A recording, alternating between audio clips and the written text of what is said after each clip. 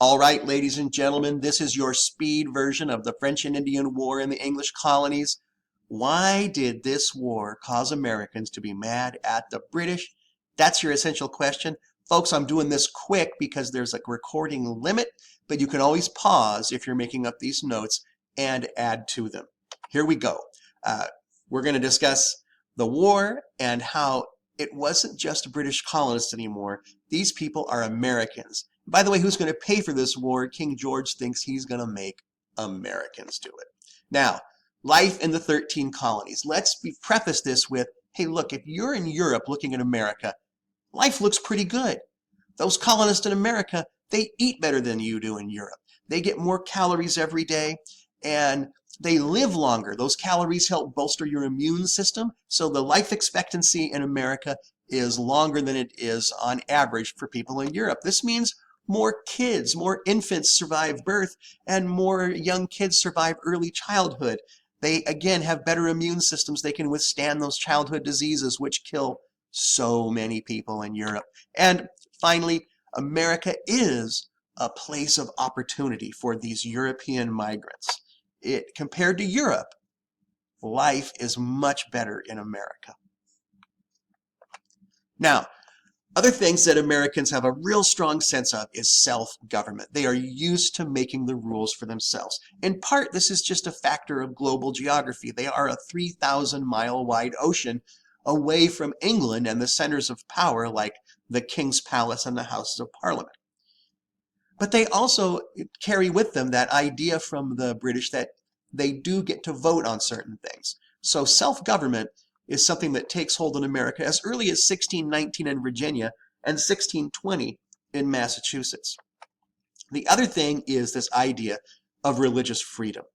This religious freedom is not only the Pilgrims, but the Puritans that came after them, and then groups like Quakers and even Catholics who moved to Maryland to avoid the persecution in Europe. And it wasn't even just the English that came for religious freedom. For instance, 200,000 Protestant Huguenots from France left France and moved to the English colonies because they were welcomed, whereas they weren't even welcome in the French colonies because to move to the French colonies, you had to be Catholic. The other idea here is private property ownership. Now, it's not that there's no property ownership in Europe. That's what the wealth of the elite is based on, land ownership. However, in America, there is the opportunity for average people to become landowners. That opportunity is almost non-existent in Europe. It does exist in America. Now, there's plenty of poor people in America that can't afford to own their own land. But even if you're a servant, an indentured servant, which is somebody who can't afford to even buy the boat ticket to America, but in exchange for that ticket agrees to work for an American landowner for 7 years, if they survive that 7 years, and it was a pretty rough life being a servant in America, if they survive that time, then at the end of those 7 years, they get 40 acres, they get the tools for farming and some seeds. So it is, there are ways, if you will work hard, to become a landowner in America, even if your family back in Europe is not a landowning family. And this is something that is fairly new in the world and is a reason why America and these English colonies in America in particular are seen as a land of opportunity.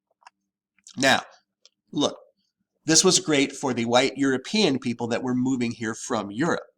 By 1750, there's a little over 1 million people living here. Well, over 200,000 of them are slaves. By 1760, it's over 300,000 of them were slaves. And if you're one of the native people, well, this land ownership opportunity is coming at your expense because you have been using that land for hunting and farming for thousands of years. And now here come these people that are taking it from you, sometimes taking it by shooting you. And finally, there are plenty of European people that have come here and still have a very hard life, a very hard work just to get enough to eat every day. Having said that, on average, life in America is pretty good for people compared to the hard life and lots of hunger that exists at this time in Europe. Now, we take this time, the year 1763, we're going to talk about this event called the French and Indian War. What happened? What started this war between England and France? Now, here's the English 13 colonies right here. This is the main area I'm going to talk about. You can see in red some other English holdings in particular up here around Hudson's Bay. But this area in pink and this area in yellow, all this is claimed by the French. And they are here trading fur with native people to get their wealth to take back to Europe. So the 13 colonies here and the French, in particular this pink area, are right here. And what happens is the French build some forts along here by the Great Lakes, and this is area of land that English colonists start to move into. And they encounter these French, and some shooting starts. Now, this shooting leads to a war called the French and Indian War. At least that's what it's called in America. In Europe, it's called the 7 Years' War. And a famous British guy named Winston Churchill once called it the actual First World War, because France and Britain weren't just fighting in North America, they were fighting all along the coast of North and South America. They were fighting in Europe, they were fighting in places like India. It really was a war that was fought all over the world. But we call it the French and Indian War because it was these American colonists from Britain versus the French and most of the Native Americans, most of the Indians. So it was the French and the Indians versus the British colonists and British soldiers that came over. Now, it's tough fighting. Some of the fighting at the beginning goes really badly for the British colonists. In fact, one name you'll recognize is George Washington. He was a young officer in the British Army when this war starts, and he actually leads a disaster at a place called Fort Necessity, where he attacks the French and ends up losing that battle really badly, losing a bunch of his men and has to retreat. But over time, and after sending more and more British soldiers, the battles get bigger and the British prevail and they beat the French. Now, the war is over, and we'll go back to this map. Once the French give up, all this land in pink becomes land now belonging to the British. Now, keep in mind, the French, they leave. That still leaves all their native allies still here.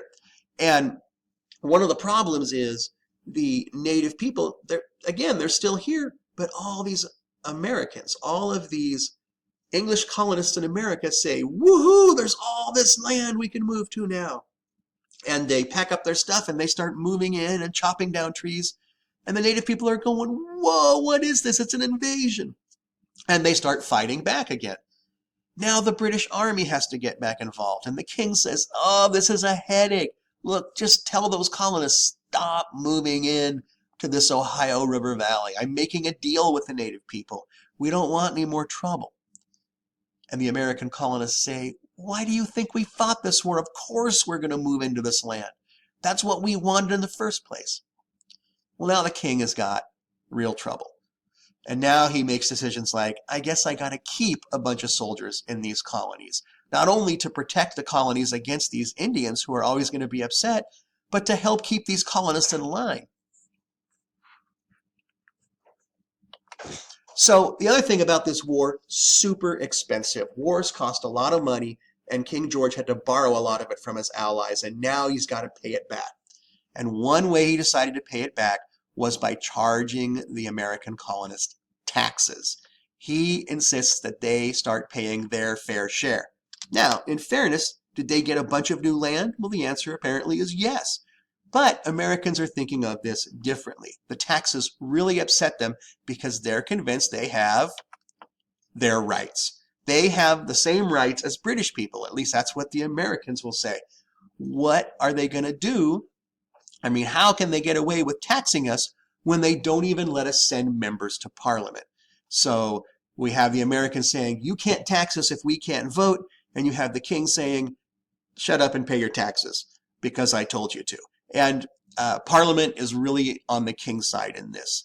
And in fairness, the Americans paid low taxes compared to the average person in Britain. And the average British person is really upset with the idea that the Americans are not going to pay taxes, and yet they get all that land that was won during the French and Indian War. So there's really room for negotiation on each side, but the British really refused to recognize this idea that Americans had, or at least they were convinced they had, the rights of Englishmen. They had those same English rights that English citizens enjoyed.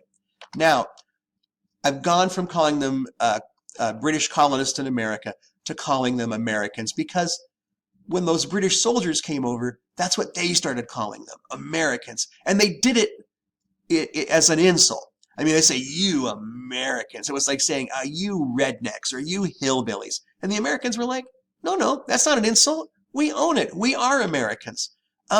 Americans had realized also when these British soldiers came over, yeah, we are different. We aren't the same.